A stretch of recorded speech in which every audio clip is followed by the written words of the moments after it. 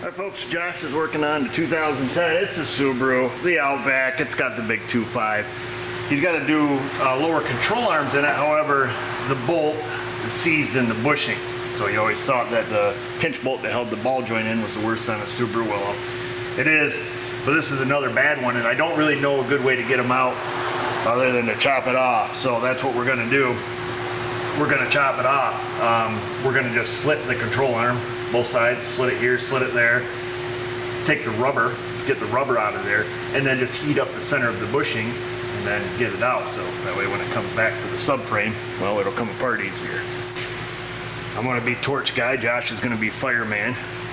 This is our fire extinguisher. It's from Napper. Not a sponsor, and it's not an ABC either. This is the old Vic. We're going to use Vic.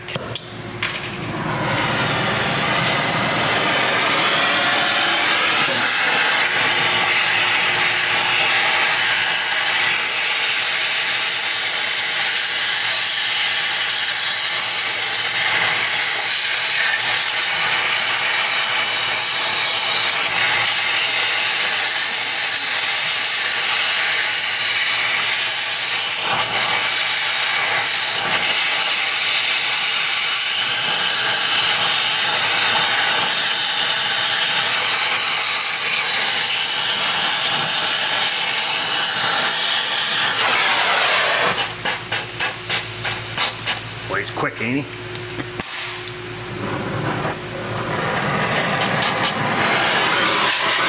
So it looks like we're through all the way there. This one you gotta kind of do blind.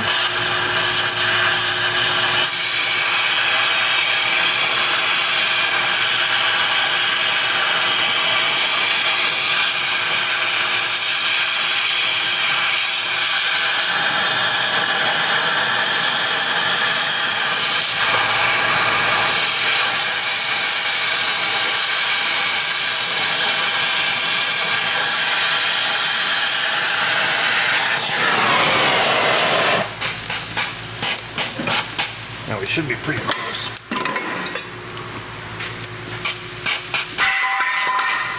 All right, now once that's off, should be able to take and turn this a little bit. Still kind of stuck on there. Must be I didn't cut it. They didn't cut it all the way on the other side. Must be. I'm gonna reach over there and nick that other half of that metal bushing off. I must not have gotten it the first time, obviously.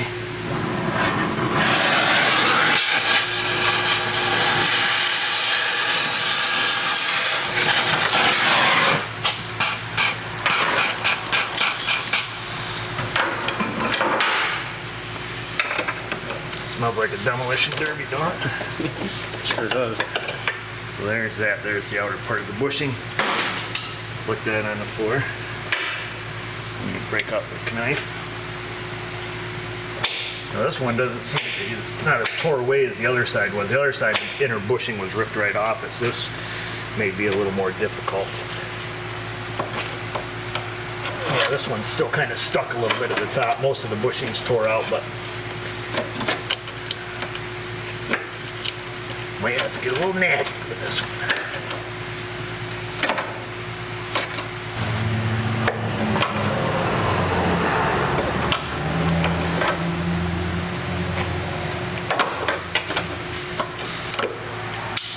Alright, so it's going to be a little trickier because we're going to heat that center sleeve up. This is what we want it to get to here.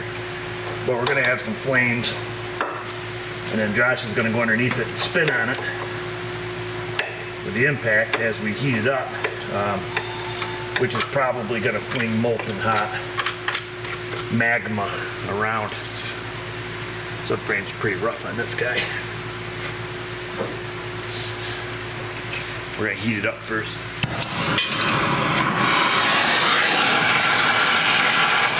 Here, just a second before you get under there, Josh, because we'll try to get some more of this rubber off there. Or at least get it red hot.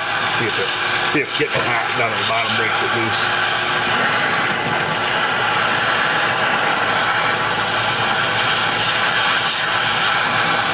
Yeah, try spinning it just a little if you would, Josh.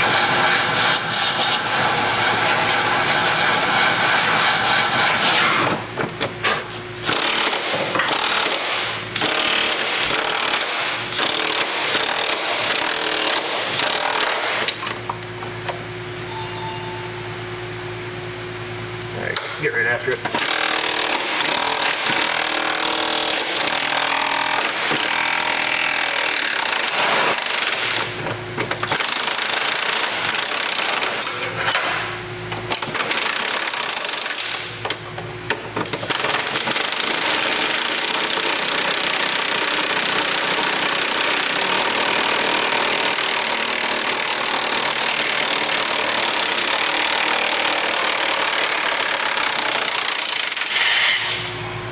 There we go, easy peasy. So that's that, folks. Piece of cake, easy peasy if you got a torch. If you don't have a torch, you can still use your sawzall. So if you're putting a new subframe under it, or you're just putting control arms in it, or whatever you're doing, and you need to get those parts and pieces out, take your sawzall. Cut above the bushing, cut below the bushing, but when you're doing that, make sure you buy a new bolt and a new nut from Subaru so you can put it back together, because that's what you would need. And the other thing you would need is a really good sawzall blade. Check out Project Farm videos on his sawzall blade testing. I use the Diablo carbides here and they work really well, especially for cutting hardened bolts like that. But there's a lot of choices out there. And it's your choice to go into that comment section, to leave your comments, to find us on the Insta, the Facebook. You guys know what to do. And just remember, viewers, if I can do it, you can do it. Thanks for watching.